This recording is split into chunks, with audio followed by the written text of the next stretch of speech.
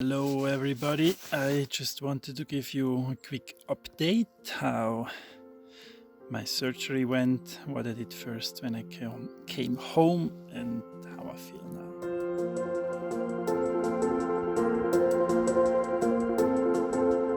So, how did the surgery go? The surgery went very well. It was a long procedure because the doctors needed a lot of time, around 4 to 5 hours, just to liberate the liver. I had some spots in the liver they wanted to cut out, so it took them like 4 to 5 hours just to make the liver free so they could actually start with the work.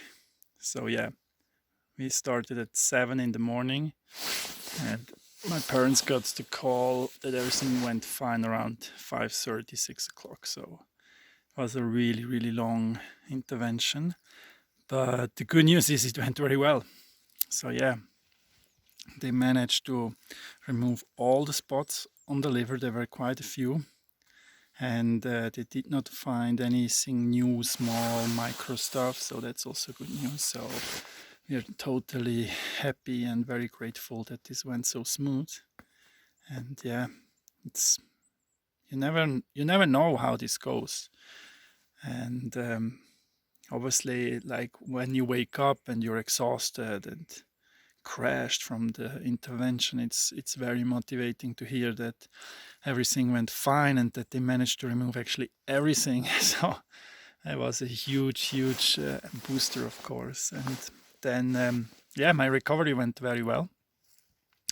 I think I never recovered so fast. I mean, I'm still in recovering, but I never got released or discharged from the hospital so fast as this time. I mean, already after 2-3 days, they disconnected me from all the cables, which was huge for me. And after just 5 days after the surgery, I could leave the hospital walking by myself. Okay, my mom had to push me in the wheelchair to the entrance, but then I could walk out by myself, which was huge. Also, already after a few days, I managed to walk in the hospital. So I did not have any pain. I was very tired, of course, but it was amazing. I would never have expected such a good result or such a good, how you say, journey as it was. And obviously, I wonder why. There are different reasons. So I definitely have an amazing medical team, which I always wanted to say thank you to. But then I also think I was very prepared mentally and physically. I was very fit. I gained some weight before the surgery to make sure I have some reserves, which I needed. I lost 2 kilos in the hospital. And mentally, I was really ready. I really mentally prepared myself very well. And I think that makes a huge difference when you go into such a surgery with a certain amount of acceptance and say, okay, this is now the tunnel I have to go through. And as I always say, relax into the stress, because it is stressful. I was very stressed the evening before, I have to say. I had to go to the hospital the day before for the COVID test, and so then I couldn't leave the hospital anymore. And then the evening before it was tricky because you start thinking and the cinema in your head starts rolling, and it's not an easy moment. So what I did, I picked up a towel and I made some yoga asanas, like yoga exercises in the alley outside of the room, which was really good for my mental and emotional calm. But it was funny, at least 3 healthcare professionals were asking me, are you okay? Can we help you? Like me just in these funny positions or lying on the floor. So they are not used to that, but that's how I managed to calm me down. And then I slept very well before the surgery. So yeah. So that's the update on the surgery. Then when I came home, the first thing I did, I was just like enjoying the silence and just enjoying my own bed and enjoying my known environment. And it's so huge how this obviously helps you to boost your healing and to stabilize. But then what happened, and it's interesting because I really want to share it with you here. It's something very personal, but I think it's important that I talk about it because um, it's part of the full story. So what then happened is I had to cry a lot. I think what happened is that I just released all the stress and all the tension that I was building up and maybe also holding back unconsciously during the week. And it was wonderful. I always think crying is wonderful. I never had a crying experience where after the crying I felt worse than before. So I think crying is really, really a good method to release your stress and to release energy and to release things that have to go out. And there is a saying like, if you don't cry, another organ will cry for you. And I think that's what happened because, I mean, what we have to understand when you go through something like this is your body is knocked out for 8-10 hours, or like your consciousness, but your body is not knocked out. Your body feels all the trauma and experiences that and stores negative energy, or how you say, hurt.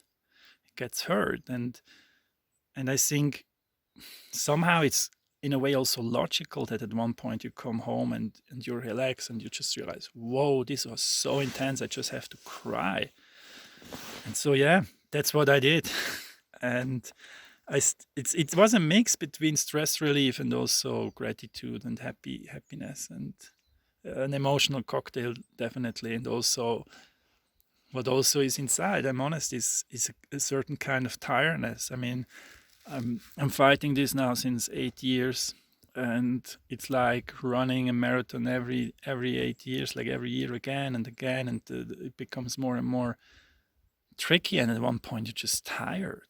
You're just tired of the whole situation and the whole effort. And I think you're not tired in the race. You're tired when you're over the finish line, and you're just like, you realize how hard it was. And I think it's important that I share this here with you because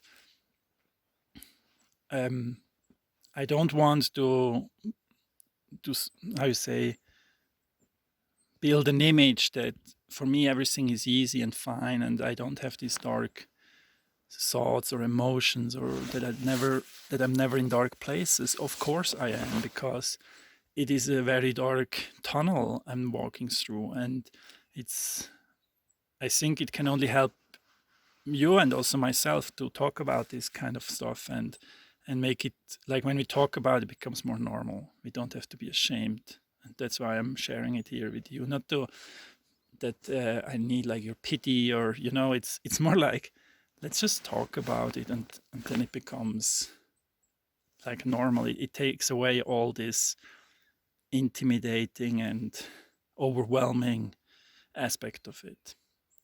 So yeah, that's what I did when I came home first, and then of course what I also did is like eating good food again.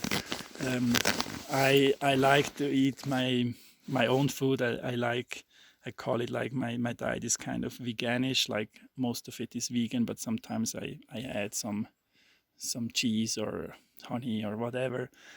Sometimes I eat even a piece of meat, but most of it is vegan, and that's not the food you get in a hospital. So I was very happy once I was at home and could like get good food again from my family and friends who were like taking care of me. Yes. And so how do I feel now? I feel really good, tired, but good. And I'm since yesterday here in the Swiss mountains, which is the best place to be for such a recovery. It's very calm. It snowed like 1 meter the last days. There are no people, and I'm just taking my walks here with these little like running sticks I have normally for training and the speed of a turtle.